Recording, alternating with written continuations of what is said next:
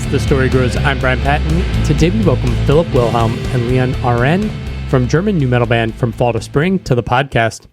The new From Fall to Spring record, Entry Wounds, is out this Friday on Rising Empire Records. The guys talk about being from one of the smallest villages in Germany, the band's musical evolution, the theming and storytelling on Entry Wounds, and more. Thanks so much for listening to this episode of As the Story Grows. If you're a brand new listener to the podcast, welcome. Thanks for checking us out. You can find links in our show notes or at asthestorygrows.com to our mailing list, our podcast community on Discord, and our Patreon page where you can support the show financially and get early access to every episode. And if you like what you hear or are a long-time listener or even a short-time listener but haven't subscribed yet, I would love it if you subscribed to the podcast on your podcast platform of choice. I would also love it if you left a comment on the podcast. It would be appreciated. You could leave a comment like Jose Nieto 1541, who left a comment on chapter 638 with Lala from Burning Witches. He said, "She's so funny."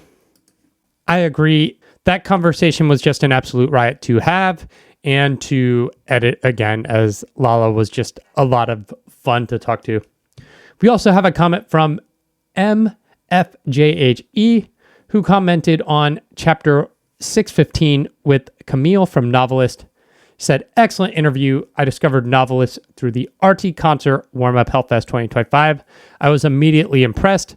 Camille has a fantastic voice, combining brutal power with angelic vocals. It's an exceptional combination with the sound of the fantastic guitarist and drummer. I'm impressed how naturally, authentically, and thoughtfully Camille answered all the questions. Very likable. The music rocks." Agreed. I recently re-listened to Coda, and it's a phenomenal record. Definitely one of my favorites of 2025. So go check out that album and that interview if you hadn't. Thanks so much for leaving a comment. If you leave a comment on the podcast, I will read it on a future episode. Comments, likes, they help get the podcast in front of other people, but the best way to share the podcast is to tell your friends, your community, whether that's on Discord, Facebook, Instagram, TikTok. Tell the people, hey, I discovered this podcast. I dug it. You should check it out too. Enjoy today's conversation with Philip and León from Fall to Spring.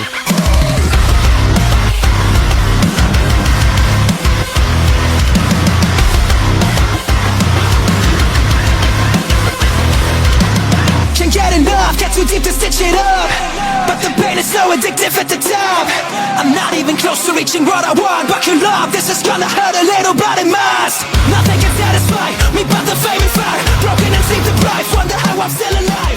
Thanks for having us. Yeah. Thanks for hanging out, working through a little bit of technical difficulties. No problem.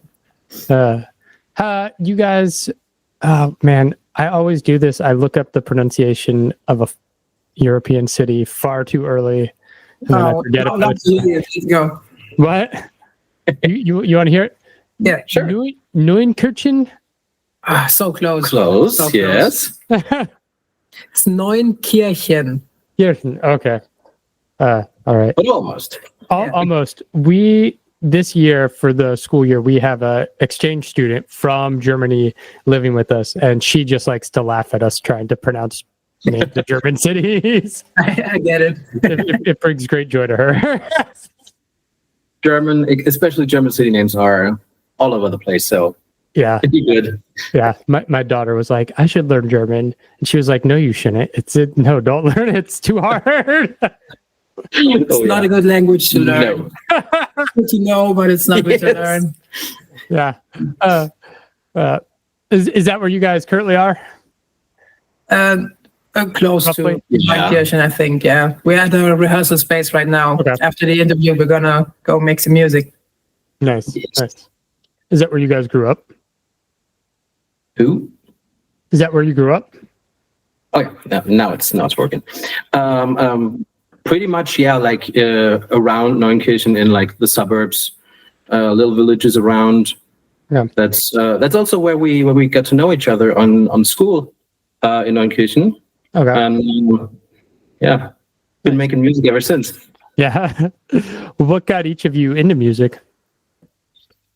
Want to start? I think it's kind of different for anybody in a band, but Okay. me and my brother, definitely my parents. Okay. were listening to a lot of music and who encouraged us to play guitar at a young age. And yeah, just stick to us, I guess. We always loved music, and pretty early on, we all loved to make music.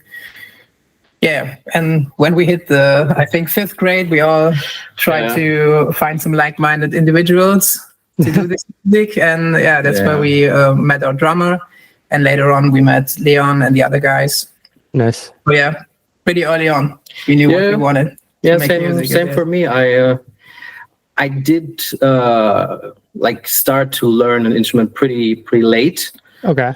We always had like an acoustic guitar in the house. And I would always like fool around on this thing without knowing how to actually play it. And at some point I was like, okay, Mom, Dad, get me lessons. And that's, I think I was 13, 14. Okay. When I started learning, but did most of the learning myself with like books and tabs and stuff. And but the dream, if you want to call it like so, that was also present from a very early age, because I liked listening to music, and I thought like the musicians are cool. I mean, yeah, that's the first thought. They're on stage, everyone's cheering, and I was like, yeah, I want to do that. So, yeah. At what point do you then jump from guitar to bass? That was in my first band. Okay. Out of necessity, because they needed a bass player, and I figured guitar, bass, strings, less strings than the other guys. So I tried it, and I still like to play guitar, but bass is something that's, I don't know, that it's grown on me, and now it feels almost a little bit more natural than playing melodies less than grooves. Okay, nice. Philip, were you always interested in being a vocalist, frontman? Or because it was you and your brother, was there always like this, like someone has to play the instrument, or like?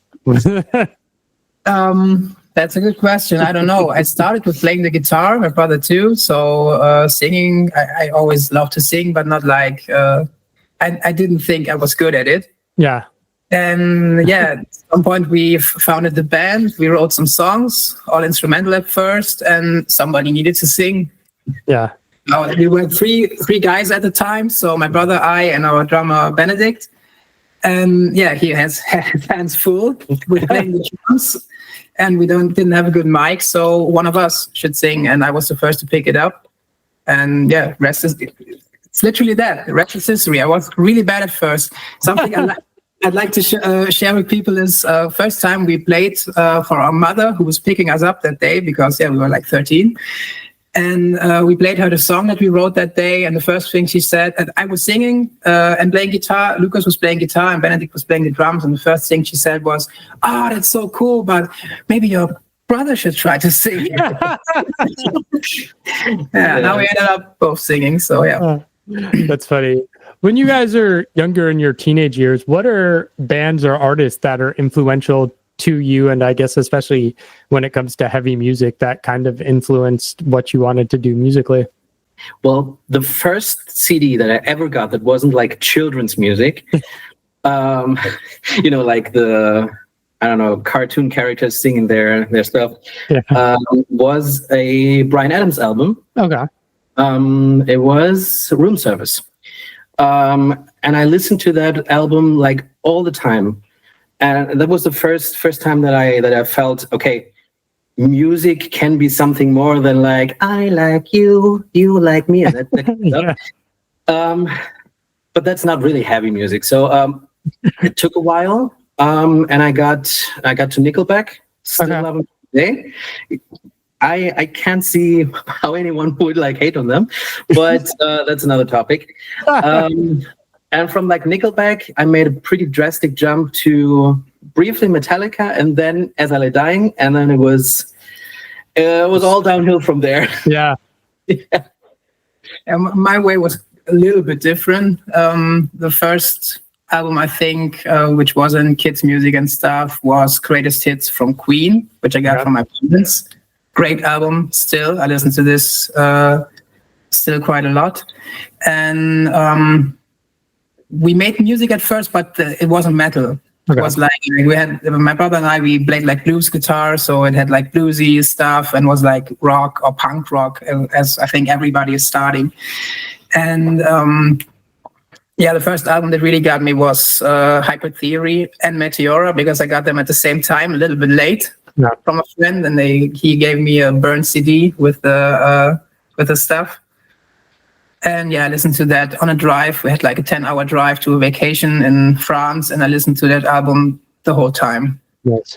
I couldn't grasp how this sound was made. And that got me into I want to make guitar music with electronics. Nice. Yeah, and actually rapping started really late. For us? Yes. Yeah. That was really late. I always loved hip-hop too, but rapping started when we were way older. Yeah. Actually, more like a happy accident. Yeah. Because we had this song, and the vocals didn't quite fit. And then one day, the idea came that try rapping. Maybe it flows better with rapping, and it did. And it kind of clicked and stuck with us from that day on. Yeah, it was kind of an accident, but yeah. Yes, that we could have. Yeah, that's cool. You guys seem kind of lucky that you all kind of were friends and found each other and were able to have this shared interest to build a band. But being what looks like a small area, you're kind of close to the border of France. And was it difficult to find a music scene, and whether going to shows or booking shows for your band, was it difficult for you to find your place? I think that's better for you to. Yeah. We are in the smallest part of Germany. Yes. We don't look down on from just the other European countries. We also get looked down on from every other German. So that's a pretty strong yes. It was very hard. We played 8 to 9 years for 20 to 30 people at our shows, because the scene was that small. And I like to think that we kind of helped to build the strength up a little bit in the last years, because shows in our area start to get bigger. Yeah.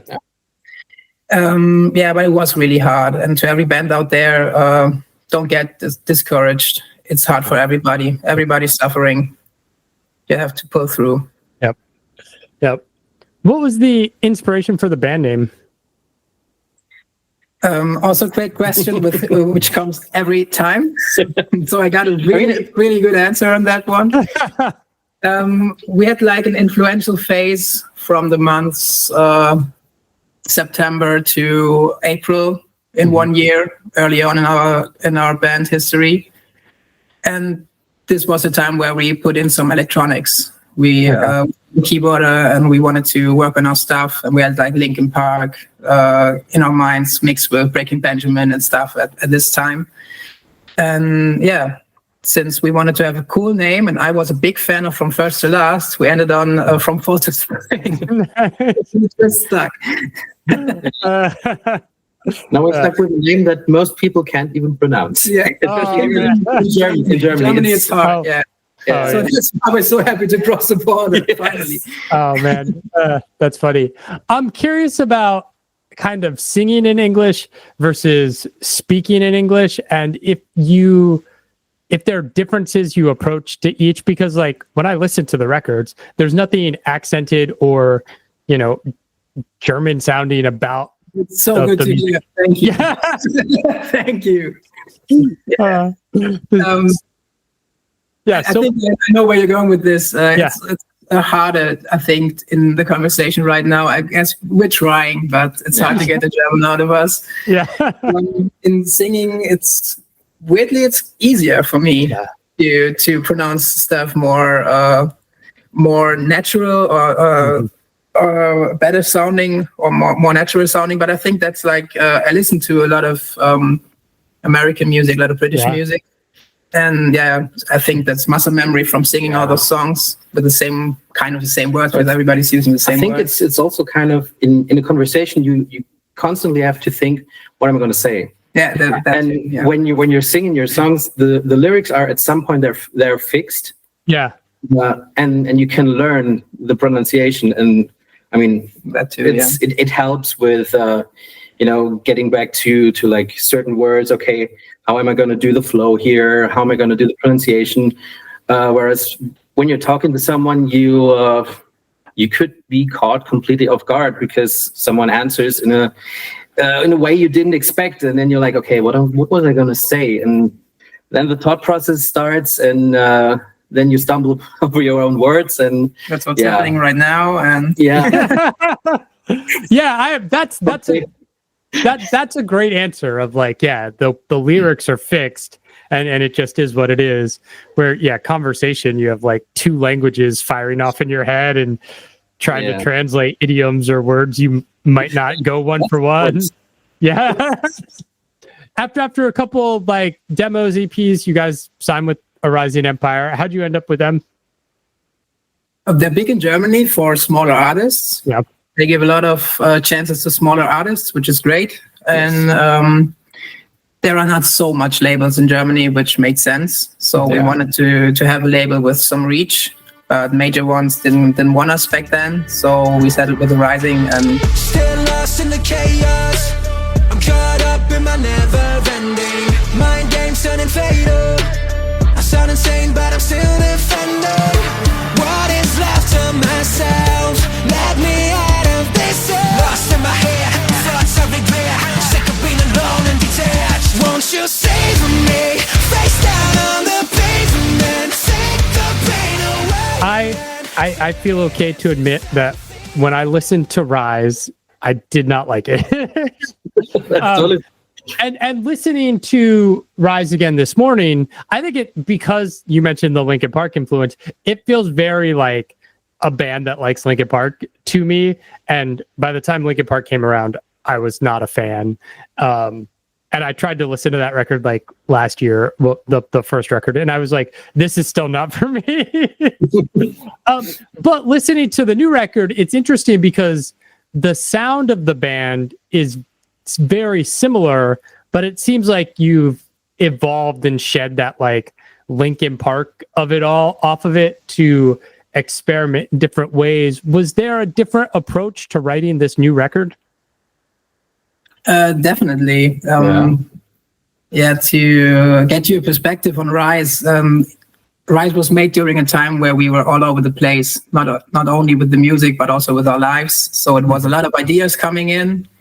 And we were on that Linkin Park new metal trip. We just found out that we could do rapping. So we were like, we have to do rapping songs because it's cool. And we liked it. And it was a lot of fun. So we just went in that direction very hard. That's what you heard. So I can't even deny it. If some of the songs are very, very influenced by Linkin Park, which is I like to think about this, that it's our tribute to Linkin Park. Yeah. Not that is a copy, because I think it has enough of its own to exist. Mm-hmm. But the new album was like in another head state, so it started darker than the last one. The last one was like, we're here now. We want to make music. We want to energize people. And the head state from the new album was like more in a bad place, more in the darker themes. And I think that we had the plan to do this album with more of a streamlined approach, not so much all over the place with the songs, with different styles and different approaches. Like we had the one song on Rise, which was kind of a pop punk song. And all of that. And the new album shape, I don't know if I would say we stick to the plan actually, because we were all over the place this year too. We were in a TV show starting February this year, and there was no time to finish. It was a horrible process to finish this album because we had no time. Yeah. Everybody needs to work 8 hours a day, and then we go 8 hours on the album, and next day again and again and again. Yeah, but I'm happy that you like the new one. Actually, Yeah. I like the new one too. They shaped up to be really nice. We had some friends come in with the songwriting, which we also approached on the last album, but more on this one. Good friend of us playing in Magnolia Park helped us with a few of the songs, and yeah, I'm happy that you like the new one. Yeah. Yeah. Well, it struck me like maybe different instrumentation on whether it was more focus on Leon's bass or use baritone guitars or deep pitch shift guitars or bass six. Cause like, I think it's like Castaway. There's like a breakdown and That it was the just first gets, one we wrote. Yeah. what? Yeah. That was the first one. Yeah. Yeah. It's like heavy as fuck. And you're just like, all right. Like, yeah, like I dig that. Yeah, we actually bought the guitar just to be able to do that. So Zepp got a I don't know the brand, some in-house brand for a German music company, baritone guitar, one with the longest scale that you can find, and it's in drop E. Yeah. So like just super low. audible. And yeah, this was just out of the attempt to see what could we do with like extreme riffing, and it turned out pretty nice, I would say. Yeah. Yeah, it's cool. Album's called Entry Wounds. You talked about being in a bit of a darker place. What were you guys kind of pulling from lyrically when writing this album? I think it's about the fight that you have with yourself a lot. So a lot of the antagonists in the lyrics are you fighting with protagonist is fighting with himself or herself, however you want to read it. And yeah, we had a lot of stress in 2023. It was a lot of hard work. Not everything about being in the band is good. A lot of things feel like very hard work. Yes. And yeah, it's kind of our outlet for those feelings. Gotcha. I want to ask, obviously, you guys have no issue using profanity on any of your songs. But at the end of Simulation, you got, shit being bleeped out there at the end. What was that creative choice? Zepp did that because he's doing the interview actually on the other side of the wall. Yeah. It would be great for the other one, but I think I know why he did it. We love to play with effects on this album. Mm-hmm. The album artwork is like, and the whole story behind the album in the artwork and in the whole box that we're doing right now. You can order the box. If anybody hears this, just order the box, please. Is a kind of, we build a world around an AI, an artificial intelligence. And Simulation also plays in the lyrics with that theme a lot because there's a lot of computer words and stuff, and we try to shape it like fight that's also on a digital basis, kind of. And yeah, I think Zepp bleeped it because the more effects, the better. Yeah. Just because you have to hit from out of every angle, I guess. Yeah. You kind of have that bleep, and then like things go like haywire. That's like the end of the record, and it's like you've been booted out of the Matrix. I like that start of like the old school computer login at the intro into you've been booted out of the Matrix at the end, and it's just like, oh shit, like it's a cool way to bookend the record. I dig it a lot. That was a lot of fun for us too, and props to to the guy who did the artwork and stuff. He's the best. Hard tape designs. You have to check him out. He did so good on this. He did also our LED background screens for the tour. We are touring with LED screens this year, and it's gonna be amazing. Oh yes, nice. Album's out the end of the month. Yeah, you're hitting the road after the record drops, spending the fall going through, I don't know, Germany, Europe. What's the plan? Well, yeah, the plan for this year was to have our first own headliner tour that's not just Germany. Because at the end of last year, we got to support Smash Into Pieces when they did their Manifest tour all across Europe. And we found out that outside of Germany, people do actually like us. And, who would have known? Yeah, who would have known? But that was the first time that we actually also felt okay, there is an opportunity to grow. Yep. So yeah, we told the booking agency, hey, can you try something? And we got pretty nice clubs. Yeah, the tickets are selling quite well actually for a first time to spread out of the country, and we're pretty stoked on that. What he's trying to say is all gas, no brakes. We are all in right now. Yeah, next year is going to be even bigger. Yes. Everything is going in the right direction. So there's no stopping. There's no stopping us now. No. Yeah. Have you felt? I know metal fans and heavy music fans can be gatekeepy. Have you found maybe you're connecting with the younger audience who are more open to this kind of blend of genres, or maybe a new metal throwback? I don't know how you would describe your sound, but what I think is why I relate to the new metal throwback so much as a fan of music is because it's the music of my childhood. Mm-hmm. If you don't know it, I don't know. It could be the music of your childhood, but there's so much music out there right now that I don't know how these kids feel, because you can listen to like 80 years of music now. And when we were young, I don't know how old you are, sorry, but I'm 30 right now. So I grew up without a phone, without the internet. I got the internet when I was in school, first time. So I don't know how they perceive it. How to say, but I think we have a lot of fans. The age of the fans is varying pretty much. So we have old fans, kind of. I don't like to say old, but we have older fans and we have younger fans, and I don't know. I think the music should be for everybody, and we hope to do that. Yeah. That's cool. Yeah, I'm 40, and that's I like it. So I would be the older fan. At least older than me. Older than you. Yeah.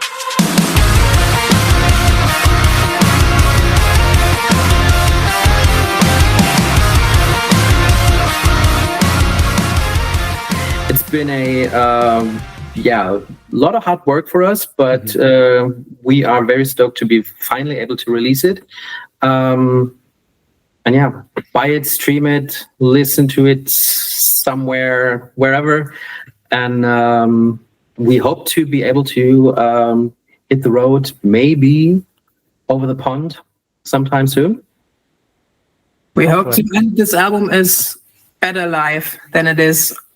It's the best consumed live, I think. Yes. You should hear these songs live. Left to